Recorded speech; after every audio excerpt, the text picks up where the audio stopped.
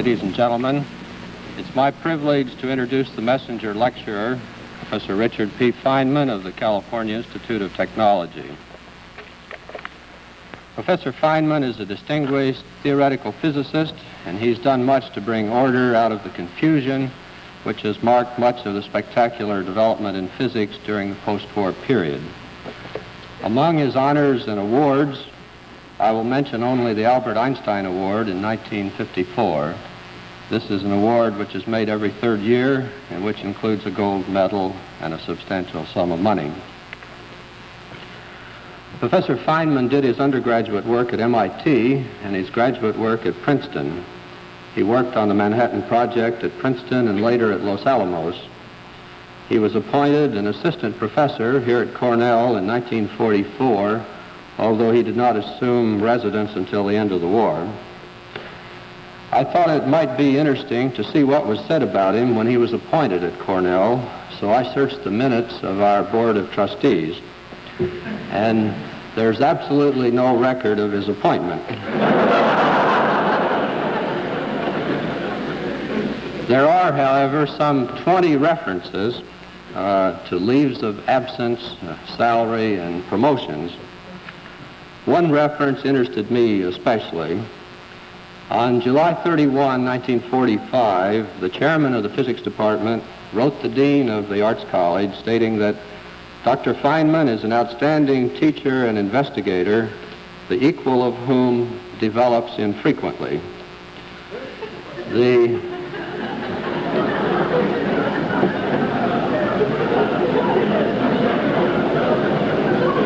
chairman suggested that an annual salary of $3,000 was a bit too low for a distinguished faculty member and recommended that Professor Feynman's salary be increased $900. The dean, in an act of unusual generosity and with complete disregard for the solvency of the university, crossed out the $900 and made it an even $1,000. You can see that we thought highly of Professor Feynman even then. Feynman took up residence here at the end of 1945 and spent 5 highly productive years on our faculty. He left Cornell in 1950 and went to Caltech, where he has been ever since. Before I let him talk, I want to tell you just a little bit more about him. 3 or 4 years ago, he started teaching a beginning physics course at Caltech, and the result has added a new dimension to his fame. His lectures are now published in 2 volumes, and they represent a refreshing approach to the subject. In the preface of the published lectures, there's a picture of Feynman performing happily on the bongo drums. My Caltech friends tell me that he sometimes drops in on the Los Angeles night spots and takes over the work of the drummer, but Professor Feynman tells me that that's not so. Another of his specialties is safe cracking. One legend says that he once opened a locked safe in a secret establishment, removed a secret document, and left a note saying, "Guess who?" I could tell you about the time that he learned Spanish before he went to give a series of lectures in Brazil, but I won't.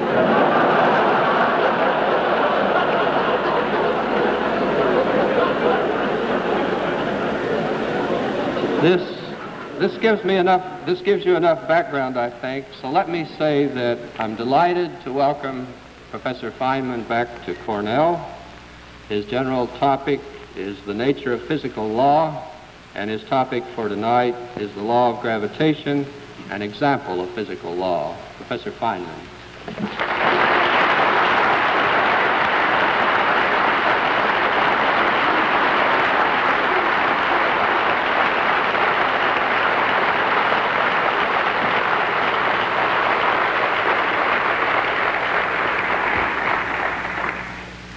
It's odd, but in the infrequent occasions when I've been called upon in a formal place to play the bongo drums, the introducer never seems to find it necessary to mention that I also do theoretical physics.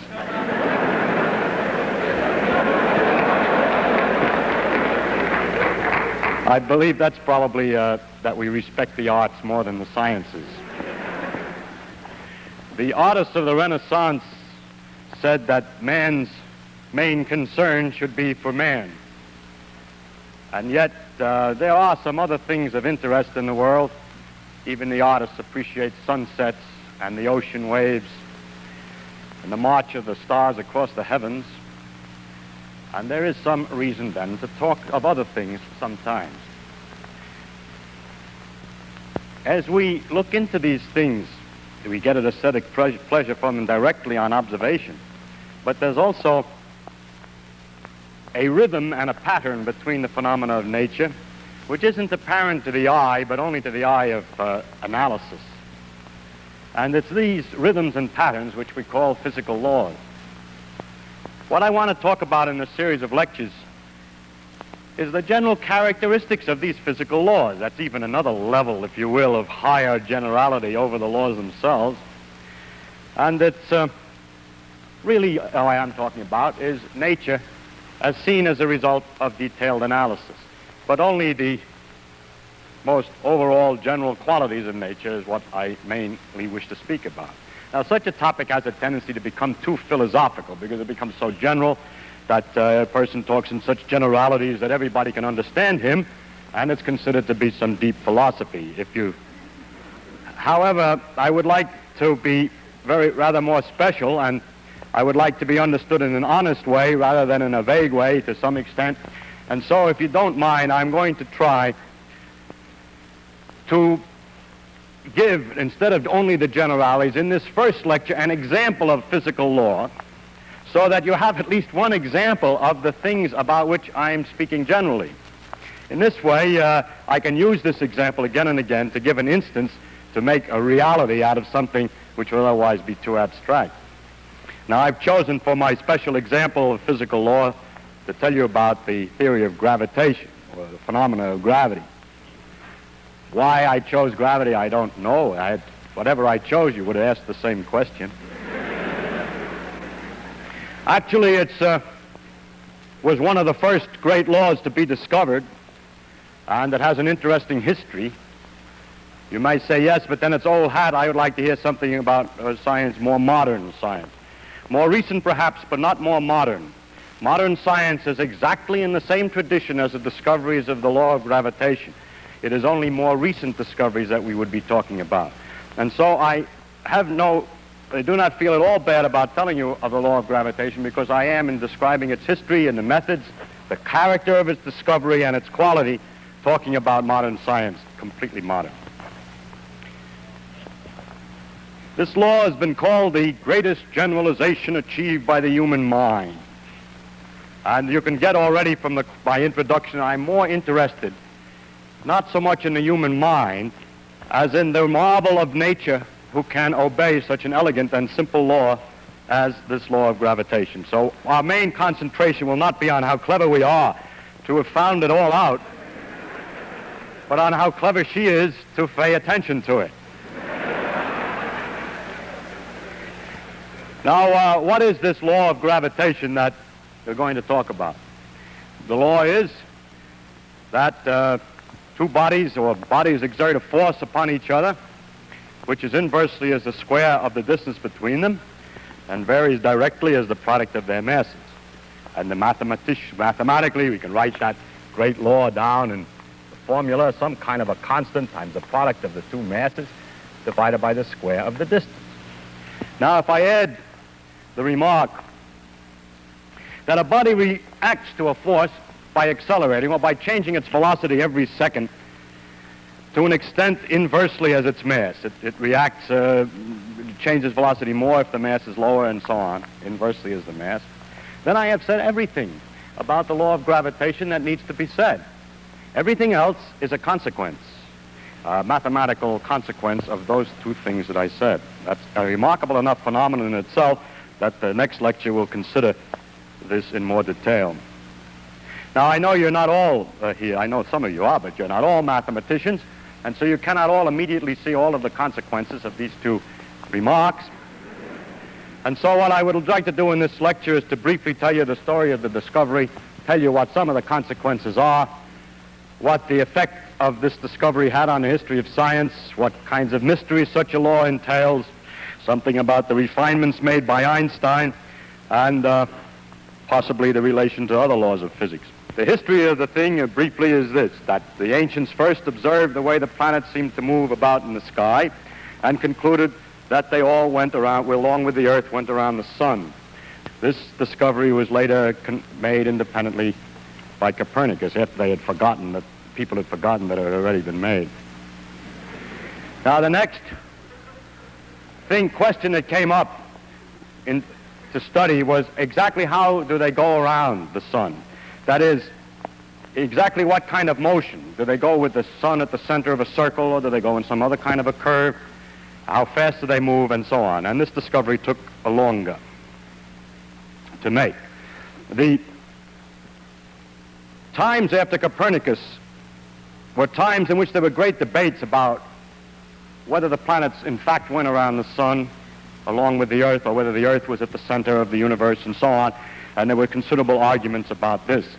When a man named Tycho Brahe got an idea of a way of answering the question, he thought that it might perhaps be a good idea to look very, very carefully and to record where the planets actually appear in the sky, and then the alternative theories might be distinguished from one another. This is the key of modern science and is the beginning of the true understanding of nature, this idea that to look at the thing, to record the details, and to hope that in the information thus obtained may lie a clue to one or another of a possible theoretical interpretations. So Tycho, who was a rich man and owned, I believe, an island near Copenhagen, outfitted his island with great brass circles and special observing positions, situation chairs that you could look through little holes, and recorded night after night the position of the planets. It's only through such hard work that we can find out anything. When all these data were collected, they came into the hands of Kepler, who then tried to analyze what kinds of motions the planets made around the sun. And he did this by a method of trial and error. At one stage he thought he had it. He figured out that they went around the sun in circles with the sun off center, and noticed that one planet, I think it was Mars, but I don't know, was 8 minutes of arc off, and he decided that this was too big for Tycho Brahe to have made an error, and that this was not the right answer. So because of the precision of experiments, he was able to proceed and to go on to another trial, and found, in fact, ultimately this. 3 things. First, that the planets went in ellipses around the sun, with the sun at the focus. An ellipse is a curve all artists know about because it's a foreshortened circle, or children know about because somebody told them that if you take a string and tie it to 2 tacks and put a pencil in there, it'll make an ellipse. These 2 tacks are the foci, and if the sun is here, the shape of the orbit of a planet around the sun is one of these curves. The next question is, and going around the ellipse, how does it go? Does it go faster when it's near the sun, slower when it's further from the sun, and so on? We take away the other focus, we have the sun then and the planet going around. And Kepler found the answer to this too. He found this, that if you put the position of the planet down at 2 times separated by some definite time, let's say 3 weeks, and then at another place in the orbit, put the positions of the planets again separated by 3 weeks, and draw lines from the sun to the planet, technically called radius vectors. Anyway, lines from the sun to the planet, then the area that's enclosed in the orbit of the planet and the 2 lines that are separated by the planet's position 3 weeks apart is the same no matter what part of the orbit the thing is on. So that it has to go faster when it's closer in order to get the same area as it goes slower when it's further away, and in this precise manner. Several years later, he found the 3rd rule, and that had not to do with the exactly motion of a single planet around the sun, but related the various planets to each other. And it said that the times that it took the planet to go all the way around was related to the size of the orbit.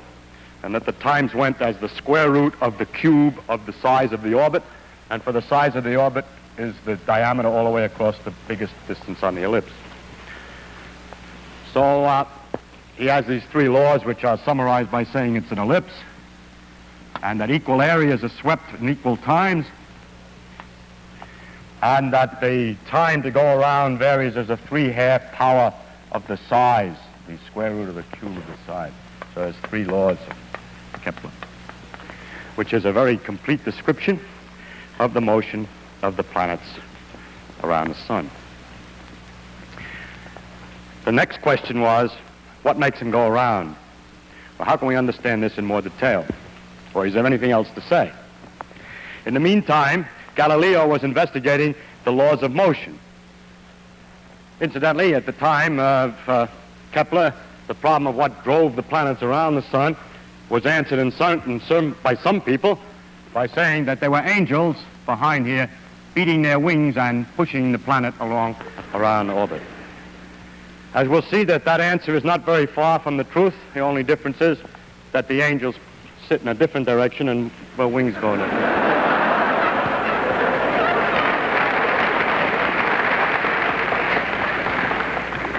But the point that the angels sit in a different direction is the one that I must now come to. Galileo, in studying the laws of motion and doing a number of experiments to see how balls roll down inclined planes and pendulums swung and so on, discovered an idealization, a great principle called the principle of inertia, which is this: that if a thing has nothing acting on it, if an object has nothing acting on it and is going along at a certain velocity in a straight line, it will go at the same velocity at exactly the same straight line forever. Unbelievable though that may sound to anybody who has tried to make a ball roll forever, the idealization is correct, and that if there were no influences acting, such as the friction on the floor and so on, the thing would go at a uniform speed forever. The next point was made by Newton, who discussed the next question, which is, when it doesn't go in a straight line, then what? And he answered this way, that a force is needed to change the velocity in any manner. First, for instance, if you're pushing it in a direction that it moves, it will speed up. If you find that it changes direction, then the force must have been sideways. And that the force can be measured by the product of two effects.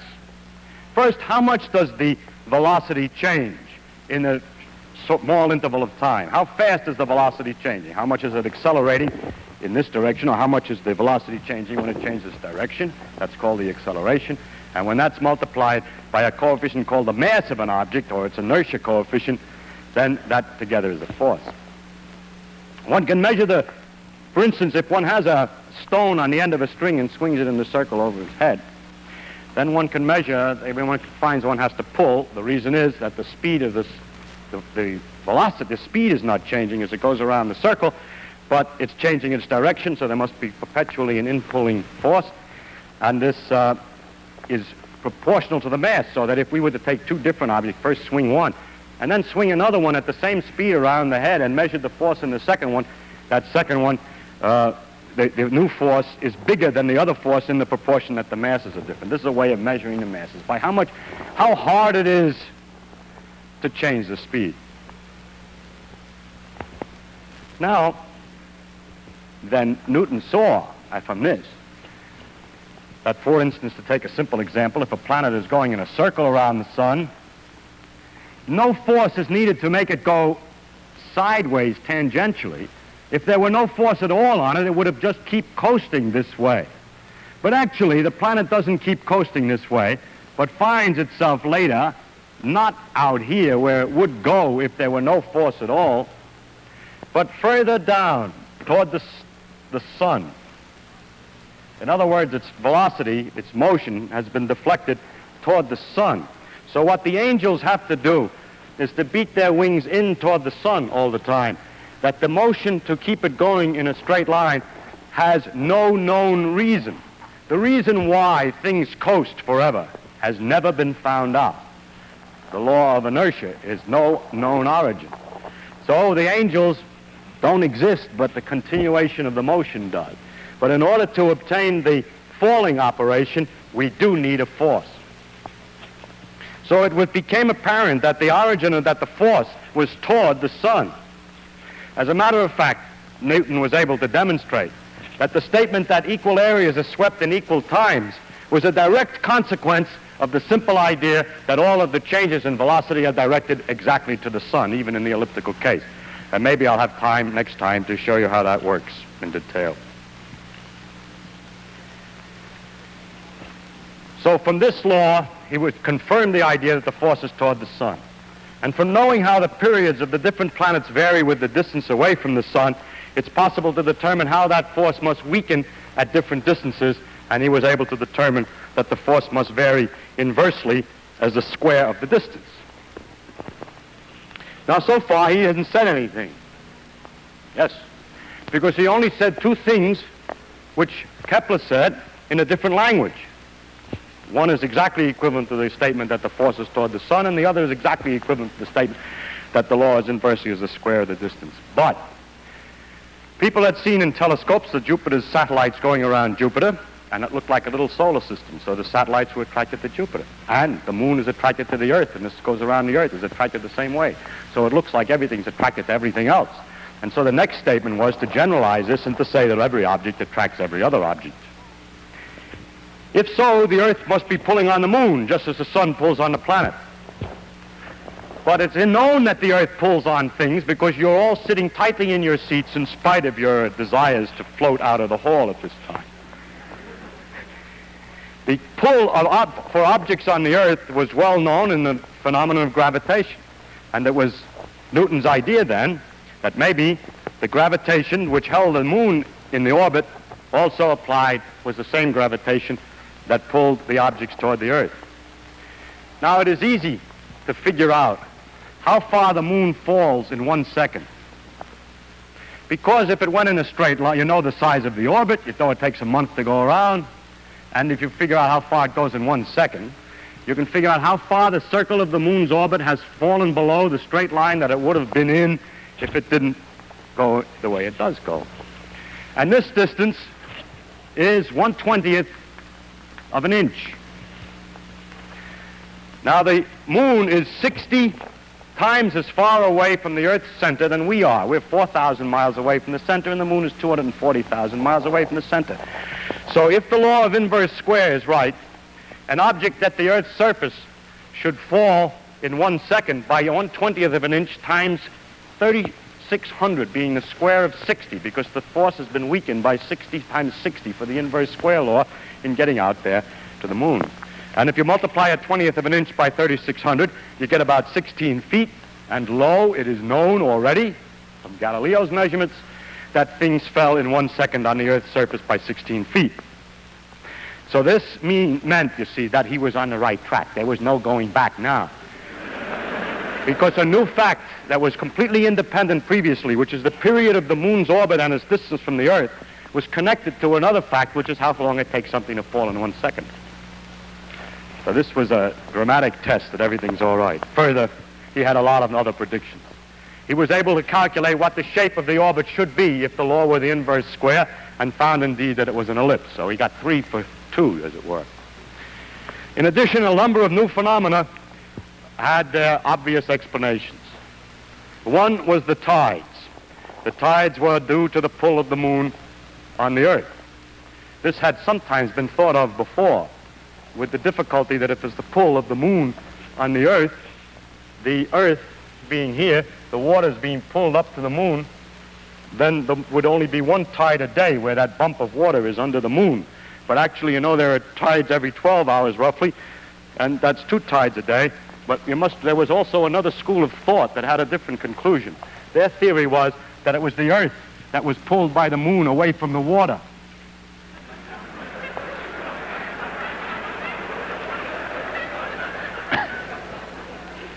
So actually, Newton was the first one to realize what actually was going on, that the force of the moon on the Earth and on the water is the same at the same distance, and that the water here is closer to the moon and the water here is further from the moon than the Earth, than the rigid Earth, so that the water is pulled more toward the moon here, and here is less toward the moon than the Earth, so that it's a combination of those 2 pictures that makes a double tide. Actually, the Earth does the same trick as the moon. It goes around a circle, really. I mean, the force of the moon on the Earth is balanced, but by what? By the fact that just like the moon goes in a circle to balance the Earth's force, the Earth is also going in a circle. Actually, the center of the circle is somewhere inside the Earth. It's also going in a circle to balance the moon. So the two of them go around a common center here. And if you wish, this water is thrown off by centrifugal force more than the Earth is, and this water is attracted more than the average of the Earth. At any rate, the tides were then explained, and the fact that there were 2 a day. A lot of other things became quite clear. Why the Earth is round, because everything gets pulled in. And why it isn't round, because it's spinning so that the outside gets thrown out a little bit and it balances. And why the sun and moon are round, and so on. Now, as the science developed and measurements were made ever more accurately, the tests of Newton's law became much more stringent. And the first careful tests involved the moons of Jupiter. By careful observations of the way they went around over a long period of time, one could be very careful to check that everything was according to Newton. And turned out not to be the case. The moons of Jupiter appeared to be first get sometimes to 8 minutes ahead of time and sometimes 8 minutes behind schedule, where schedule is the calculated values according to Newton's laws. It was noticed that they were ahead of schedule when they were close, when Jupiter was close to the Earth, and behind schedule when it was far away, a rather odd circumstance. And Mr. Römer, having confidence in the law of gravitation, came to an interesting conclusion, that it takes light some time to travel from the moons to the Earth, and that what we're looking at when we see the moons are not how they are now, but how they were the time ago that it took the light to get here. Now, when Jupiter's near us, it takes less time for the light to come, and when Jupiter's further, it takes longer time, so he had to correct the observations for the differences in time, and by the fact that they were this much too early or that much too late, was able to determine the velocity of light. This was the first demonstration that light was not an instantaneously propagating material. I bring this particular matter to your attention because it illustrates something. That when a law is right, it can be used to find another one. That by having confidence in this law, if something is the matter, it suggests perhaps some other phenomenon. And if we had not known the law of gravitation, we would have taken much longer to find the speed of light, because we would not have known what to expect of Jupiter's satellites. This process has developed into an avalanche of discoveries. Each new discovery permits the tools for much more discovery, and this is the beginning of that avalanche, which has gone on now for 400 years in a continuous process, and we're still avalanching along at high speed at this time.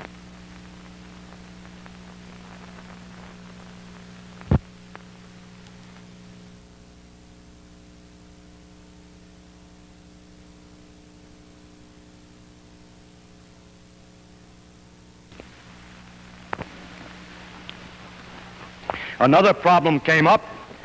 The planets shouldn't really go in ellipses because, according to Newton's laws, they're not attracted only by the sun, but also they pull on each other a little bit, only a little bit, but a little bit is something, and will alter the motion a little bit.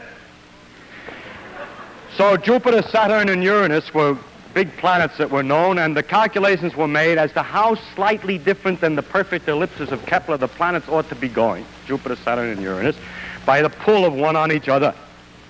And when they were finished, the calculations, I mean, and the observations, it was noticed that Jupiter and Saturn went according to the calculations, but that Uranus was doing something funny. Another opportunity for Newton's laws to be found wanting, but courage. Two men, both who made these calculations, Adams and Leverrier, independently and at almost exactly the same time, proposed that the motions of Uranus were due to an unseen as yet new planet. And they wrote letters to their respective observatories telling them to look.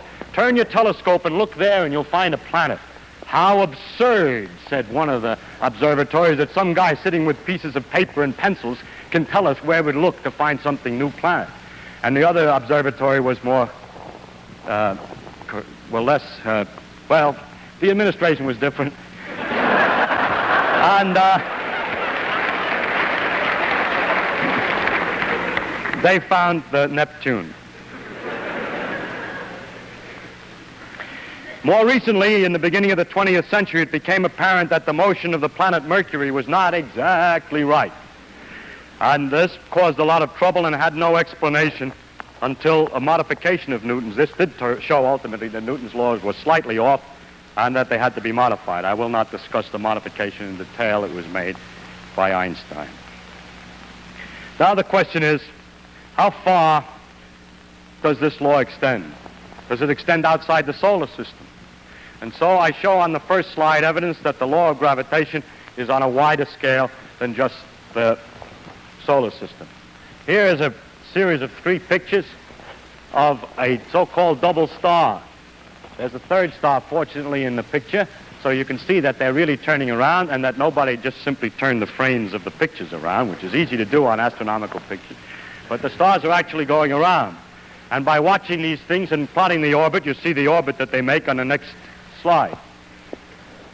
It's evident that they're attracting each other and that they're going around in an ellipse. According to the way expected, these are a succession of pictures going for all these different periods of time. I think, yes, it goes around this way. They didn't see it well when it was too close, and here it is in 1905. My slide is very old. It's gone around maybe once more since. And you'll be happy except when you notice, if you have noticed already, that the center is not in a focus of the ellipse, but it's quite a bit off. So something's the matter with the law. No. God hasn't presented us with this orbit face on. It's tilted at a funny angle. And if you take an ellipse and mark its focus and then hold the paper at an odd angle and look at it in projection, the focus doesn't have to be at the focus of the projected image. So it's because its orbit is tilted in space that it looks that way. It looks like it's not the right pattern. But it's all right, and you can figure everything out satisfactorily for that. How about a bigger distance? There's forces between the stars. Does it go any further than these distances, which are not more than 2 or 3 times the solar system's diameter? Here's something in the next slide that's 100,000 times as big as the solar system in diameter. And this is a large number of stars, tremendous number of stars. This white spot is not a solid white spot. It's just because of the failure of our instruments to resolve it, but are very, very tiny dots, just like the other stars, well separated from one another, not hitting each other, each one falling through and back and forth through this great globular cluster. It's one of the most beautiful things in the sky, as good as sea waves and sunsets. And the distribution of this material, it's perfectly clear that the thing that holds this together is the gravitational attraction of the stars for each other. And the distribution of the material in the sense of how the stars peter out as you go out in distance permits one to find out roughly what the law is of force between the stars, and of course it comes out right that it is roughly the inverse square. The accuracy of these calculations and measurements is not anywhere near as careful as in the solar system. Onward, as gravity extends still further. This is a little pinpoint inside of a big galaxy, and the next slide shows a typical galaxy. And it's clear that this thing again is held together somehow, and the only candidate that's reasonable is gravitation. But when we get to this size, we haven't any way any longer to check the inverse square law. But there seems to be no doubt that these great agglomerations of stars, and so these galaxies, which are 50 to 100,000 light years across, the solar system is, well, from the Earth to the Sun is only 8 light minutes. This is 100,000 light years that the gravity is extending even over these distances. And in the next slide is evidence that it extends even further. Here is what is called a cluster of galaxies. There's a galaxy here and here and here. There are galaxies here. They're all in one lump of galaxies, analogous to the cluster of stars, but this time what's clustered are those big babies that I showed you in this previous slide.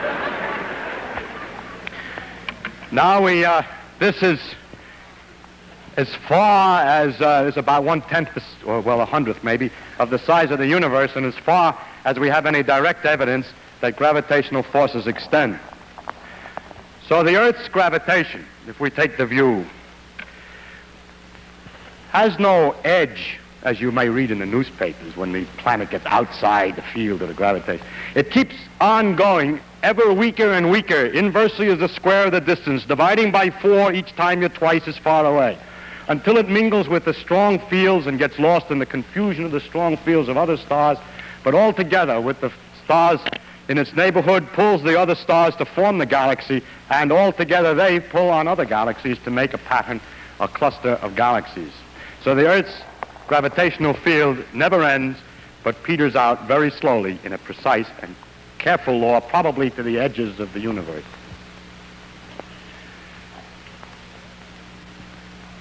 The law of gravitation is different than many of the other, well, is very important in the economy or in the machinery of the universe. There are many places where gravity has its practical applications as far as the universe is concerned.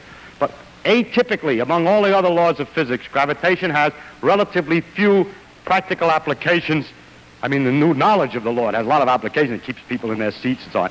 But it has few, the knowledge of the law has few practical applications, relatively speaking, compared to the other laws. This is one case in which I picked an atypical example.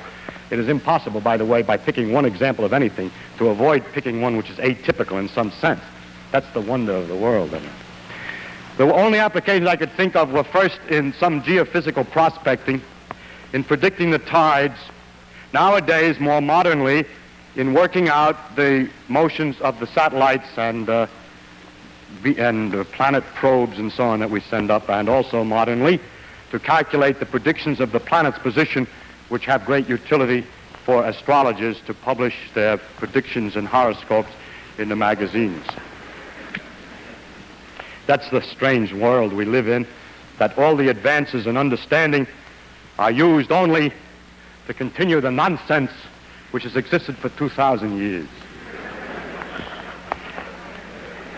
Now, that shows that gravitation extends to the great distances, but Newton said that everything attracted everything else. Do I attract you?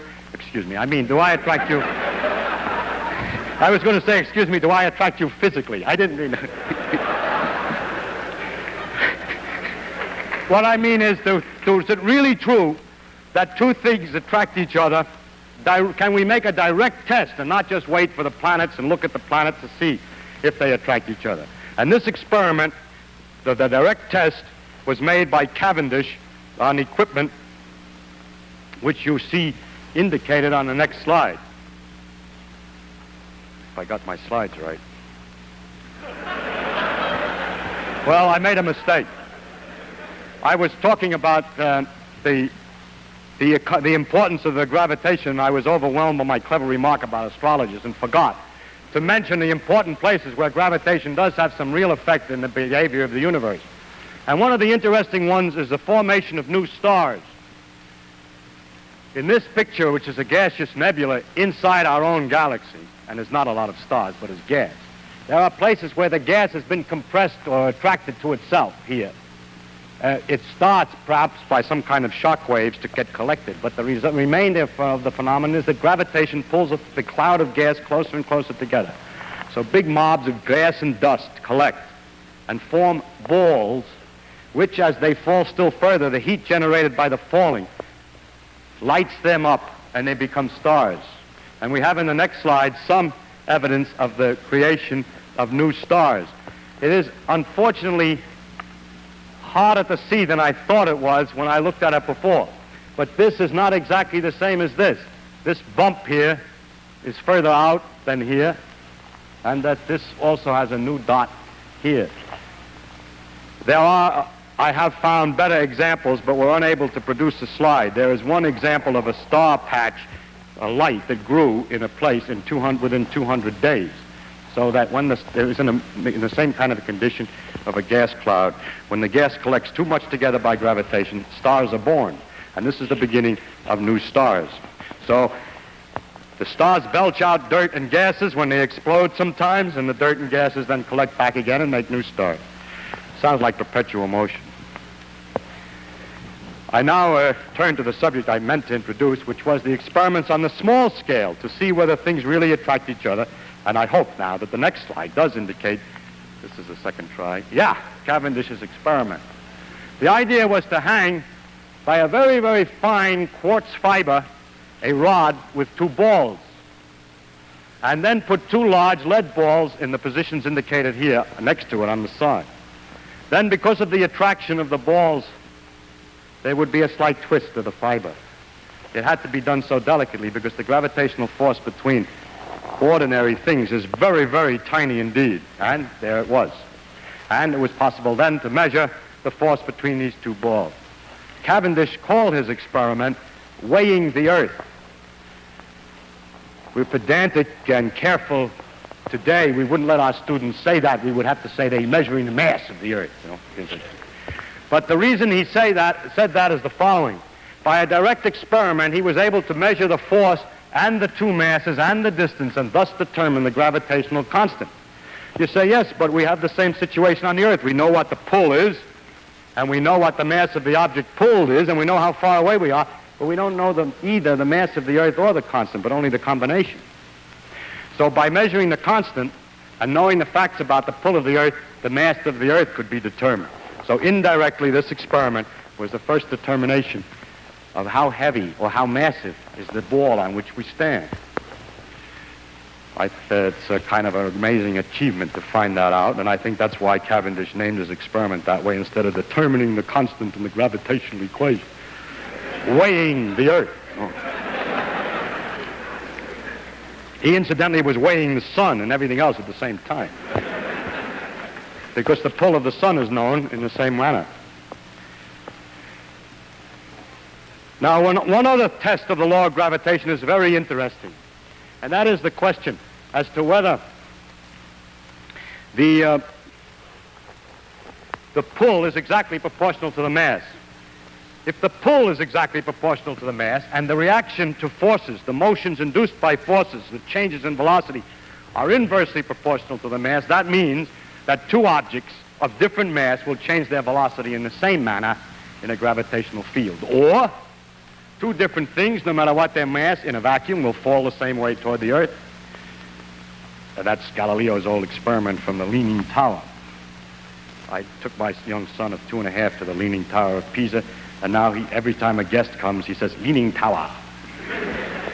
So, anyhow, it means, for example, that in a satellite, a man-made satellite, an object inside will go around the Earth in the same kind of an orbit as a satellite on the outside and thus float in the middle, apparently. So that this fact that the force is exactly proportional to the mass and that the reactions are inversely proportional to the mass has this very interesting consequence. The question is, how accurate is it? And it has been measured by an experiment by a man named Voss in 1909, and very much more recently and more accurately by Dickey, and it is known that 1 part in 10,000 million, the mass is exactly proportional. The forces are exactly proportional to the mass. How it's possible to measure with that accuracy, I wish I had the time to explain, but I'm afraid I cannot. It's a remarkably clever. I'll give a hint, Howard. I'll give one hint there. Suppose that you wanted to measure whether it's true for the pull of the sun. You know the sun is pulling us all. It pulls the Earth too. But suppose you wanted to know whether you had a piece of lead here and a piece of copper here, or polyethylene and lead. It was first done with sandalwood. Now it's done with polyethylene. Whether the pull is exactly proportional to the inertia. The Earth is going around the sun, so these things are thrown out by inertia, and they're thrown out to the extent that these two objects have inertia. But they're attracted to the sun to the extent that they have mass in the attraction law. So if they're attracted to the sun in a different proportion than they're thrown out by inertia, one will be pulled toward the sun and the other away. And so hanging on another one of those Cavendish quartz fibers, the thing will twist toward the sun.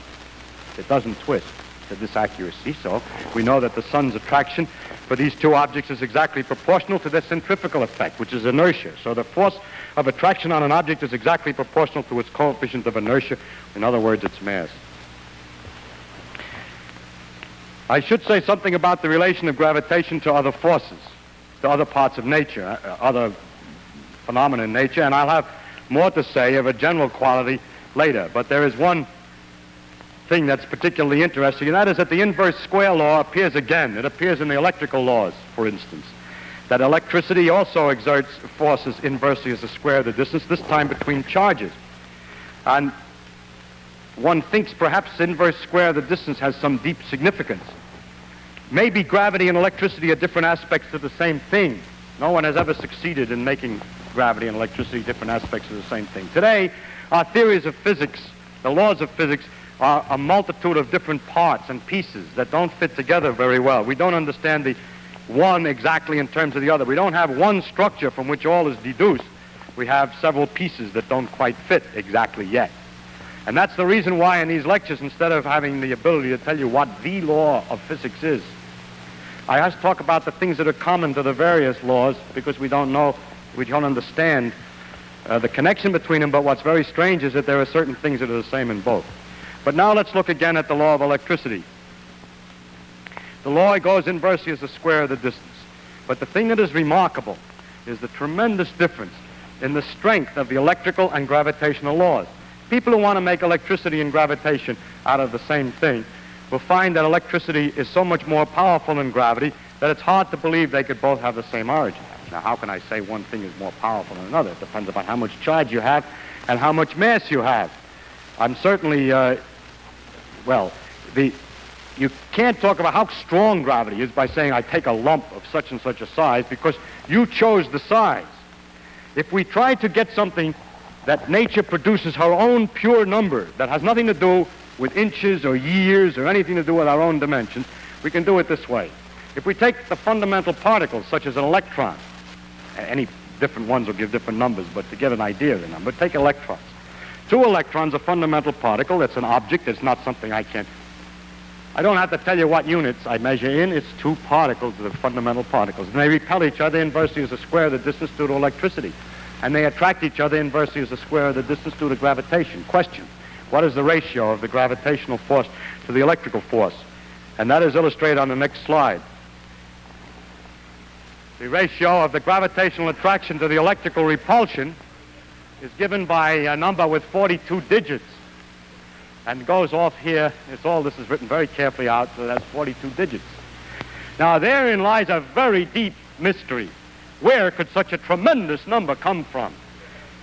That means if you ever had a theory from which both of these things are to come, how could they come in such disproportion? From what equation has a solution which has, for one, 2 kinds of forces, an attraction and a repulsion, with that fantastic ratio? People have looked for such a large ratio in other places. They're looking for a large number. They hope, for example, that there's another large number.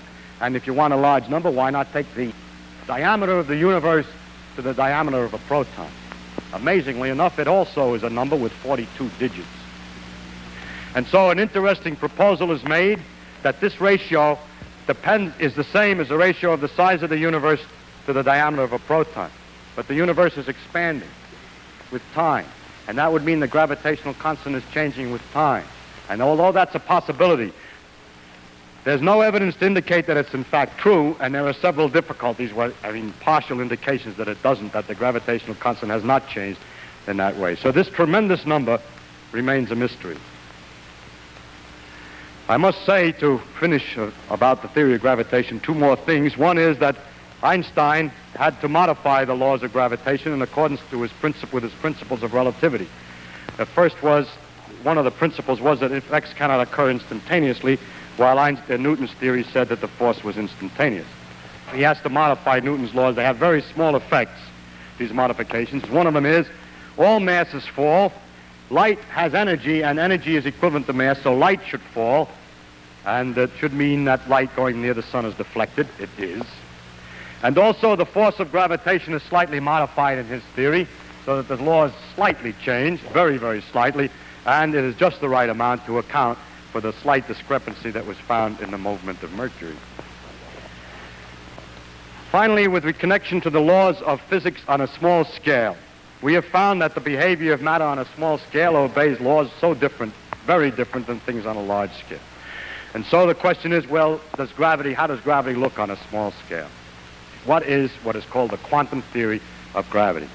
There is no quantum theory of gravity today. People have not succeeded completely in making a theory which is consistent with the uncertainty principles and the quantum mechanical principles. I'll discuss these principles in another lecture. Now, finally, you will say to me, yes, you told us what happens, but what is this gravity? Where does it come from, and what is it? Do you mean to tell me that the planet looks at the sun, sees how far it is, takes the inverse of the square of the distance, and then decides to move in accordance with that law and move. In other words, although I've stated a mathematical law, I haven't given you no clue as to the mechanism. I will discuss the possibility of doing this in the next lecture, which is the relation of mathematics to physics.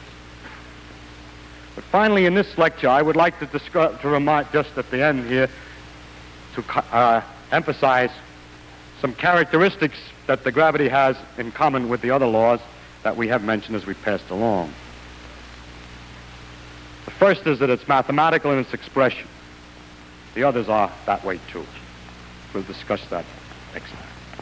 Second, it's not exact. Einstein had to modify it. We know it isn't quite right yet because they have to put the quantum theory in. That's the same with all our other laws. They're not exact. There's always an edge of mystery. There's always a place that we have some fiddling around to do yet. That, of course, is not a property, probably not a property. It may or may not be a property of nature, but it certainly is common with all the laws as we know them today. It may be only a lack of knowledge. But the most impressive fact is that gravity is simple. It is simple to state the principle completely and have not left any vagueness for anybody to change the ideas about. It's simple and therefore it's beautiful. It's simple in its pattern. I don't mean it's simple in its action. The motions of the various planets and the perturbations of one on another can be quite complicated to work out. Or to follow how all those stars in the globular cluster move is quite beyond our ability. It's complicated in its actions, but not in the basic pattern or the system underneath the whole thing, as that's a simple thing. That's common in all our laws. They all turn out to be simple things, although complex in their actual actions. Finally comes the universality of the gravitational law, the fact that it extends over such enormous distances. That Newton, in his mind worrying about the solar system, was able to predict what would happen in an experiment of Cavendish, where Cavendish's little model of the solar system, the two balls attracting, has to be expanded 10 million times to become the solar system. And then 10 million times expanded once again, and we find the galaxies attracting each other by exactly the same law. Nature uses only the longest threads to weave her patterns, so that each small piece of her fabric reveals the organization of the entire tapestry. Thank you.